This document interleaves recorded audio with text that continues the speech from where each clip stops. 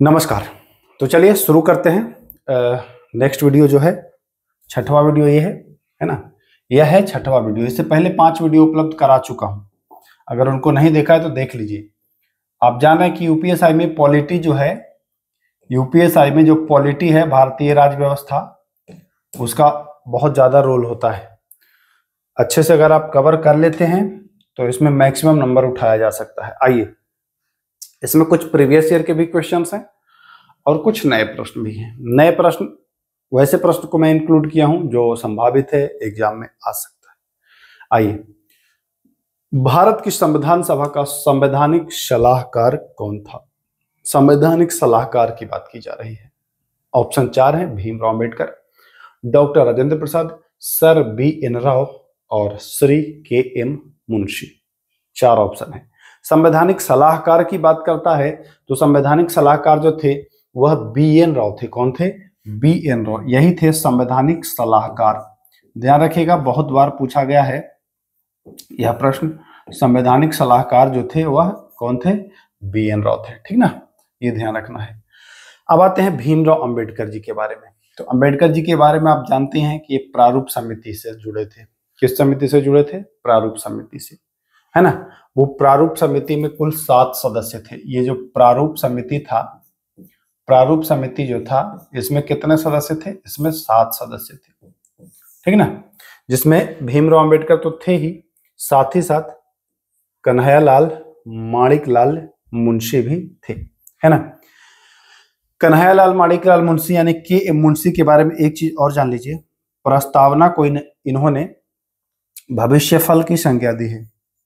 प्रस्तावना को इन्होंने क्या कहा है कि यह भविष्यफल, है ना, भविष्यफल कहा है इन्होंने। तो ये भी प्रश्न बन सकता है कि किसने प्रस्तावना को भविष्यफल की संज्ञा दी, तो बताएंगे के.एम. मुंशी। राजेंद्र प्रसाद के बारे में जान लीजिए।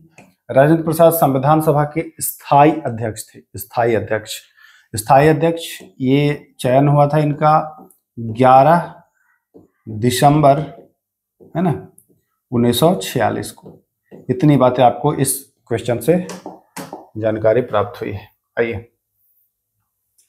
देखिए, धीरे धीरे जैसे बढ़ेंगे क्वेश्चन थोड़ा सा जटिल होते जाएगा। आखिरी में बहुत जटिल क्वेश्चन मिलने वाला है आपको, तो धैर्य बनाए रहें।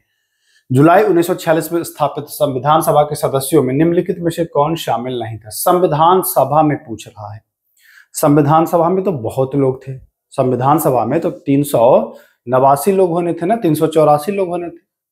लेकिन भैया, लेकिन कैसे? सबका नाम तो याद नहीं रहेगा। ये प्रश्न बहुत महत्वपूर्ण है। अगर आप गौर से देखोगे तो जो 389 की जो संख्या थी, जो 389 की संख्या थी, है ना, यही संख्या थी ना कुल होनी। लेकिन पाकिस्तान विभाजित हुआ तो उसमें अलग हुआ फिर। तो इसमें कौन शामिल नहीं था? तो देखिए, के.एम. मुंशी, यही है ना, कन्हैयालाल माणिकलाल मुंशी, ये तो थे। अबुल कलाम आजाद भी थे। एक चीज ध्यान दीजिए, गांधी जी ने, जिन्होंने भारत को आजाद दिलाने में बहुत रोल निभाया, यही शामिल नहीं थे। एक चर्चित नाम है, इसलिए यह प्रश्न बना है। ठीक ना। जुलाई 1946 में जो गठन हुआ था। अच्छा, संविधान सभा के बारे में 2-3 चीजें जान लीजिए। संविधान सभा, है ना, संविधान सभा का विचार पूछता है कि सबसे पहले किसके मन में आया? तो सबसे पहले विचार जो आया था वह आया था M.N. राय। ध्यान रखिएगा, M.N. राय के मन में। ठीक ना। कब आया? 1935। ध्यान रखना है, 1935 में। आगे आते हैं कि संविधान सभा में जो सीट कुल निर्धारित था वो कितना था? तो मैं पहले ही लिख चुका हूं कि संविधान सभा में कुल जो निर्धारित सीटें जो थी, तय हुई थी, वह 389 थी। 389 सीट जो है वह तय हुआ था। 389 सीट में ध्यान दीजिएगा, 389 सीट कैसे कैसे था।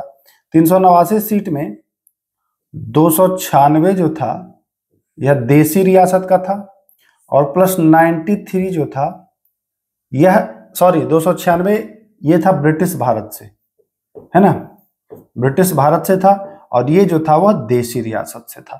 ध्यान रखिएगा, 296 जो था वह था ब्रिटिश भारत का, है ना। और 93 जो था वह था किसका, देसी रियासत का। 296 में 292 था वह ब्रिटिश प्रांत का, और जो 4 बचा है वह था चीफ कमिश्नरी प्रांत का। ठीक, इतनी बात आपको ध्यान रखना है, ठीक ना, इतनी बात आपको ध्यान रखना है।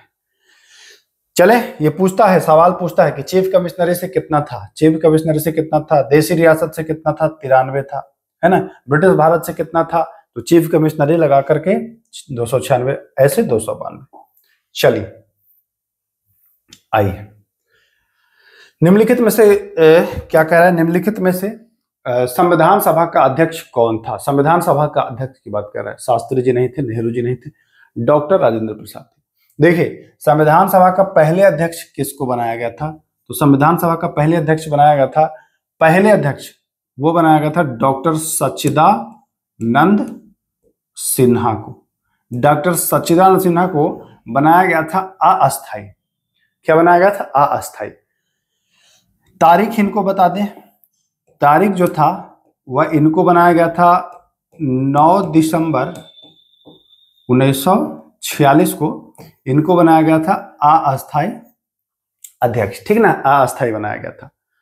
इनके ठीक 2 दिन बाद, कितने दिन बाद, इनको बनने के ठीक 2 दिन बाद, चूंकि ये सबसे वरिष्ठ थे, ये सबसे वरिष्ठ थे, तो वरिष्ठ सदस्य को बनाया गया था, ध्यान रखिएगा, ये सबसे वरिष्ठ थे। ठीक 2 दिन बाद, यानी कि 9 दिसंबर के 2 दिन बाद पूछता है, ये वाला डेट याद रखिएगा, 11 दिसंबर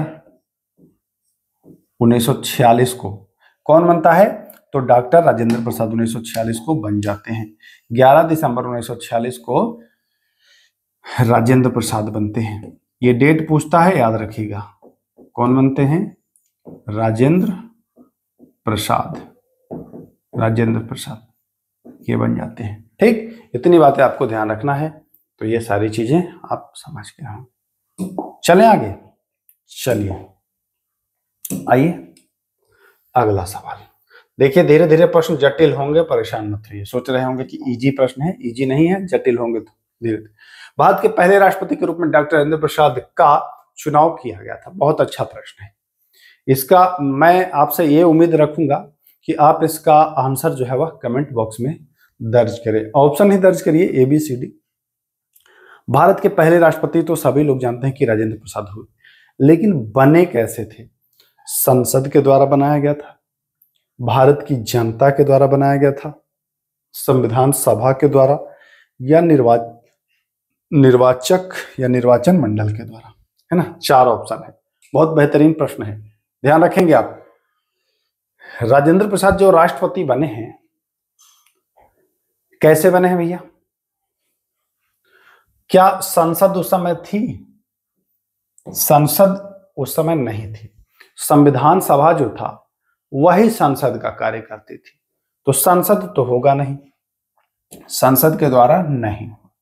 भारत की जनता, देखिए जनता तो प्रत्यक्ष रूप से राष्ट्रपति नहीं बनाई थी कि चुन करके बनाई, ऐसा तो नहीं हुआ था उस समय कि जनता डायरेक्ट चुन करके राष्ट्रपति नहीं बनाई थी, ये भी बात आप जानते हैं। संविधान सभा के द्वारा या निर्वाचक मंडल के द्वारा। देखिए, राष्ट्रपति के निर्वाचक मंडल के लिए क्या क्या शर्तें हैं पता है ना आपको। राष्ट्रपति के जो निर्वाचक मंडल है उसमें है संसद प्लस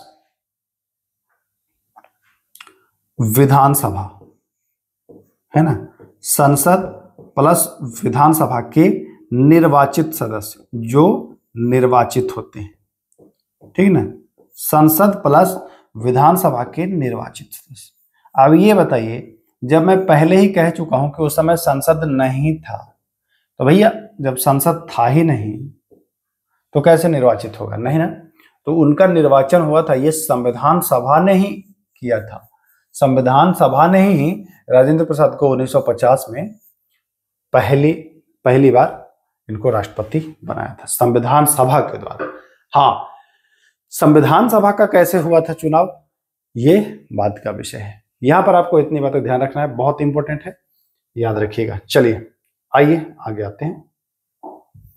5वां सवाल, धीरे धीरे प्रश्न थोड़े थोड़े जटिल होंगे। डॉक्टर भीमराव अंबेडकर ने संविधान सभा का हृदय और आत्मा किसे कहा है? भीमराव अंबेडकर, है ना। भीमराव अंबेडकर ने अनुच्छेद 32 को, आर्टिकल 32 को कहा है कि यह संविधान की आत्मा और हृदय है। किस अनुच्छेद को? अनुच्छेद 32 को। ध्यान दीजिएगा, समानता का अधिकार जो है, समता या समानता का अधिकार, यह अनुच्छेद 14 से अनुच्छेद 18 के बीच है ना। समानता का अधिकार अनुच्छेद 14 से 18।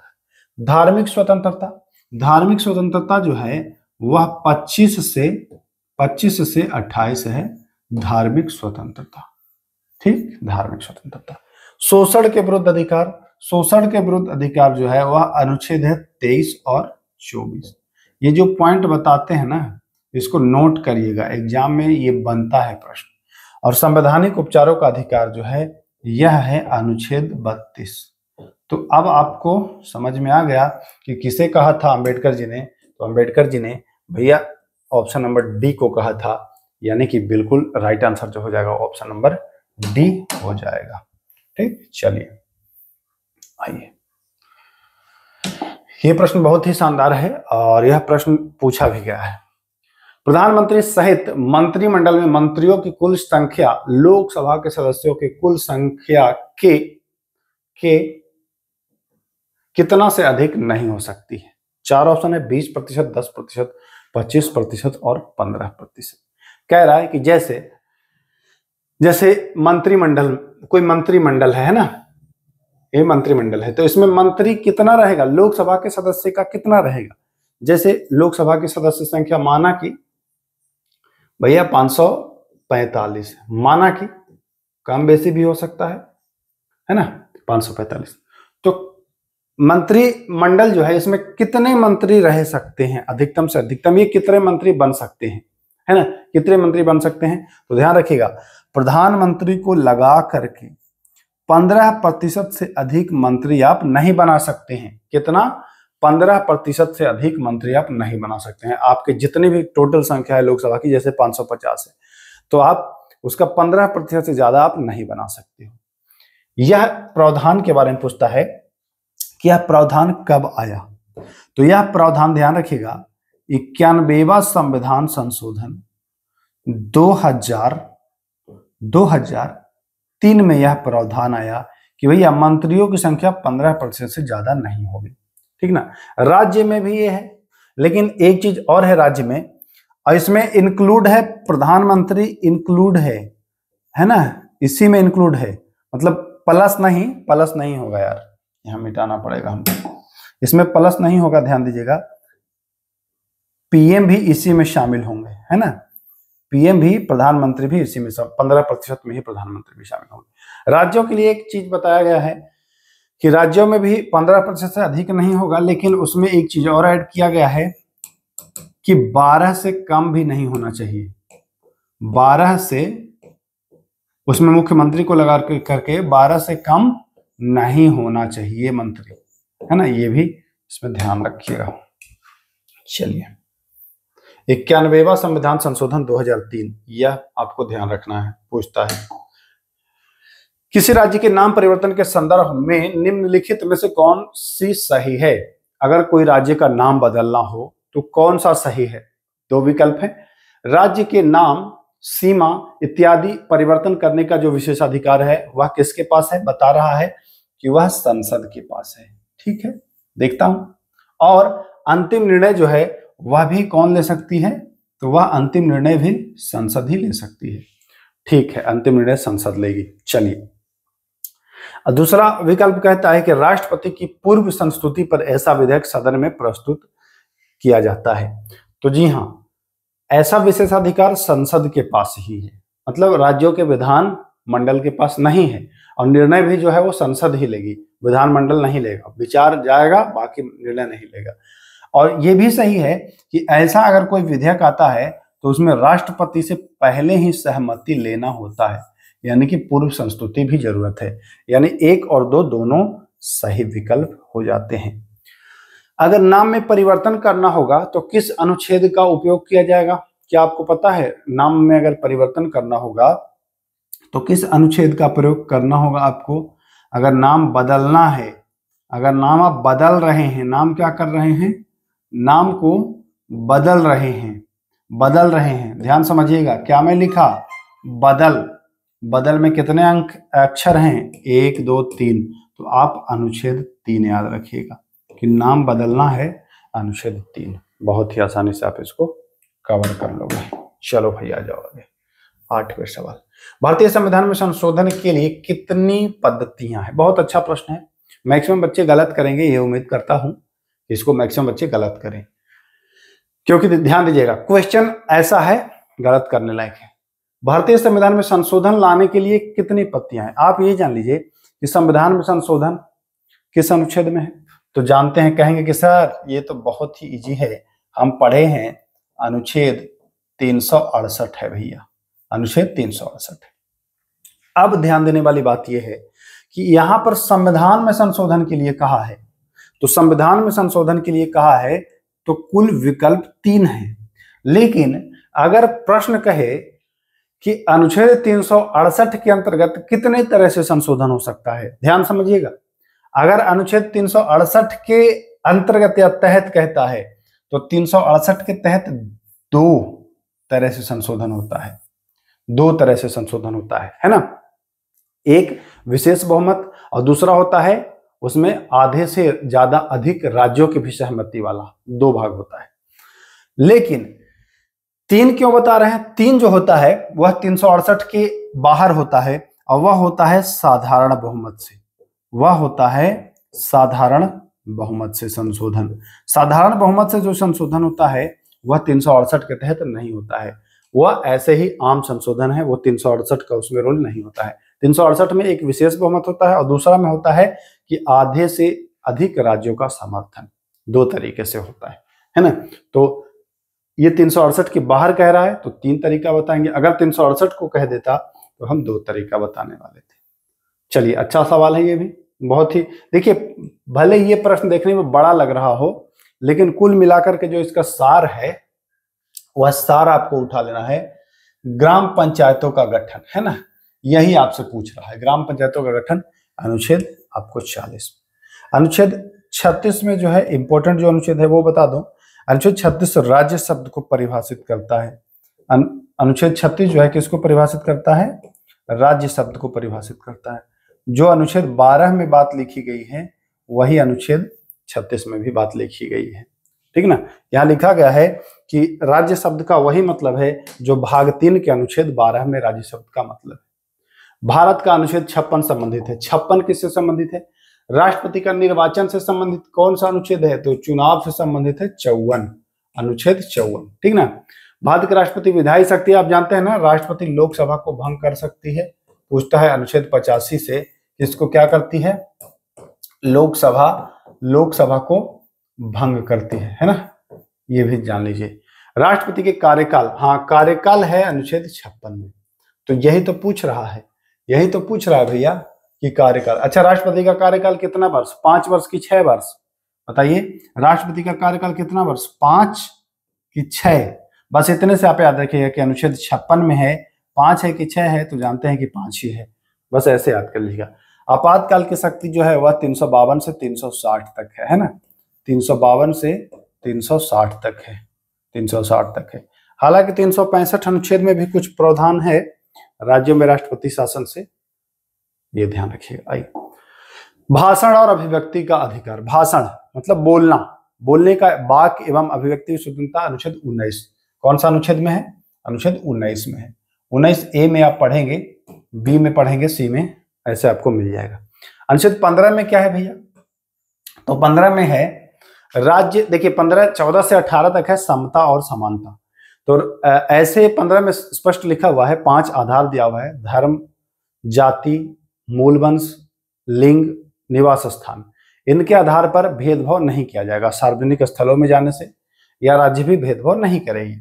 अनुच्छेद 20 में है, अनुच्छेद 20 में है भैया कि अपराध के दोष सिद्धि के संदर्भ में संरक्षण, और अनुच्छेद 21 में है प्राण एवं दैहिक स्वतंत्रता। तो ये चारों आपको याद हो गया। राइट आंसर क्या है? अनुच्छेद 19। चलें आगे, आइए सवाल संख्या 12। प्रश्नकाल के ठीक बाद के समय को कहा जाता है। प्रश्नकाल के ठीक बाद के समय को कहा जाता है शून्यकाल। प्रश्नकाल के ठीक बाद का समय है क्या? शून्यकाल। प्रश्नकाल का जो टाइमिंग होता है वो होता है 11 से 12 बजे प्रश्नकाल का, है ना। शून्यकाल का अब क्या हो जाएगा, यानी 12 बजे से प्रारंभ हो जाएगा शून्यकाल। शून्यकाल शुरुआत 1962 से हुई है और शून्यकाल जो है वह भारत की देन है। पूछता है शून्यकाल किसकी देन है, तो भारत की देन है ये शून्यकाल। ध्यान दीजिएगा, संसदीय व्यवस्था में ये जो शून्यकाल है ना, ये भारत की देन है। आइए, किस संविधान संशोधन द्वारा दल बदल विरोधी कानून पारित किया गया? दल बदल जो विरोधी कानून है यह 52वां संविधान संशोधन। कौन सा संविधान संशोधन? 52वां संविधान संशोधन। और कब हुआ था? 1985। ये इसको कहा जाता है दल बदल विरोधी कानून भी इसको कहा जाता है। 52वां संविधान संशोधन जो है इसको दल बदल विरोधी कानून भी कहा जाता है। 54वां है न्यायाधीशों के वेतन से संबंधित, है ना। 53वां है मिजोरम में विधानसभा सीट से संबंधित है ना। तो ये ज्यादा जरूरी नहीं है, 52वां याद रखिएगा, दल बदल विरोधी कानून। आइए, भारतीय संविधान की 8वीं अनुसूची में कितनी भाषाएं हैं? 8वीं अनुसूची, पहले तो यही पूछ देगा कि भैया भाषा किसमें है, तो 8वीं अनुसूची में।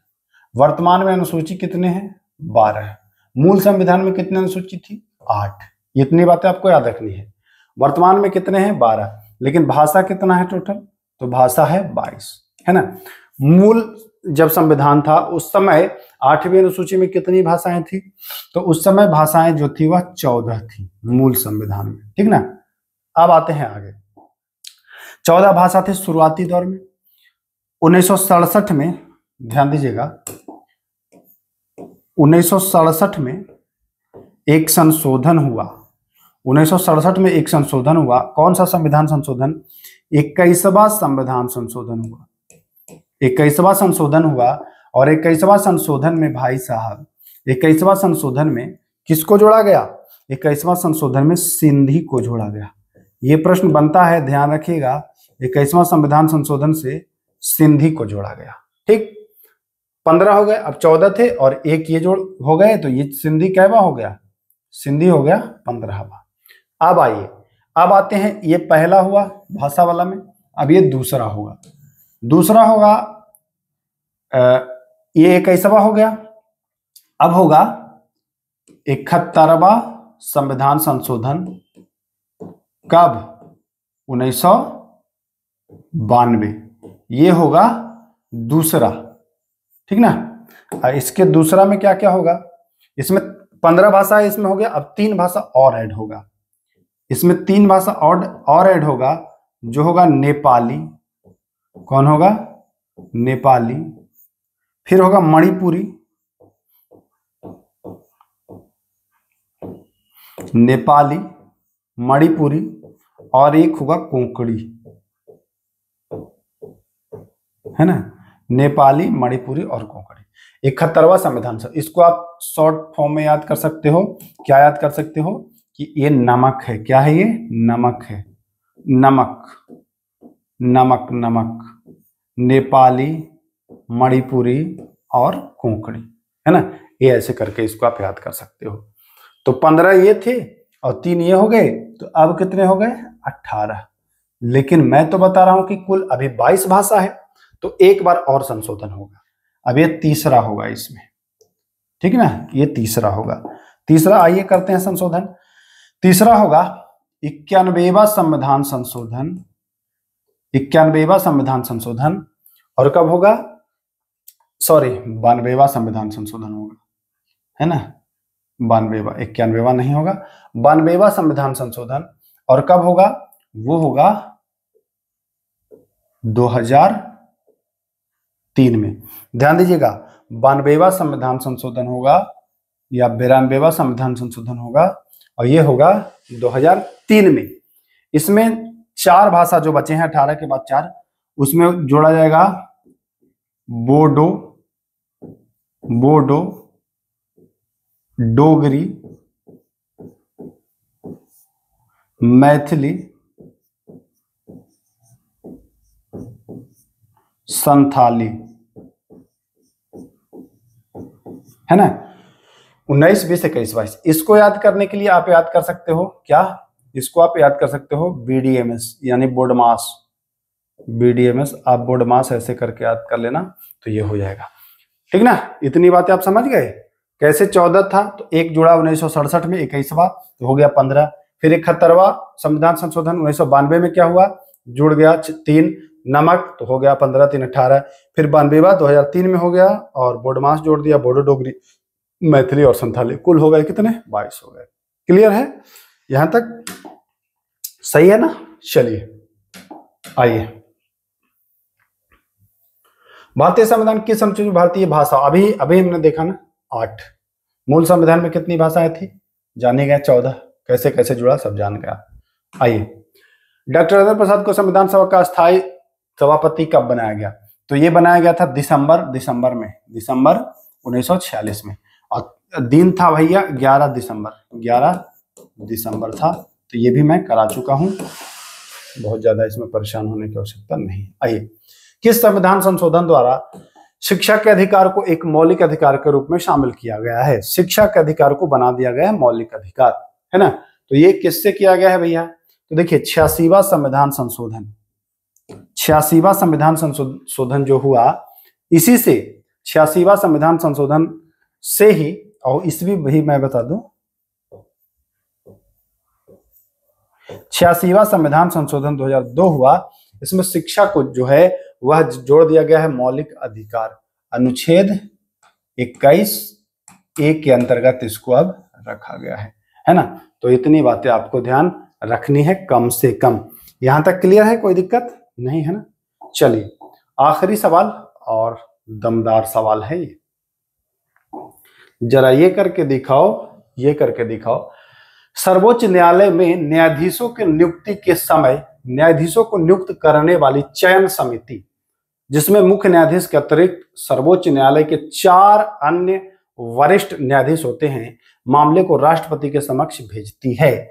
क्यों भेजती है भैया, संविधान में ऐसा कहा गया है, लंबे समय से ऐसा करना चलन में है, आगे ये संसद ने ऐसा करने के लिए एक नियम बनाया है, सर्वोच्च न्यायालय ने ऐसा करने के लिए एक नियम बनाया है। कह रहा है कि अगर न्यायाधीश को चुनना है तो उसमें एक तो सीजेआई होंगे ही, एक तो कौन होंगे, सीजेआई, प्लस 4 और न्यायाधीश का इसमें मत चाहिए।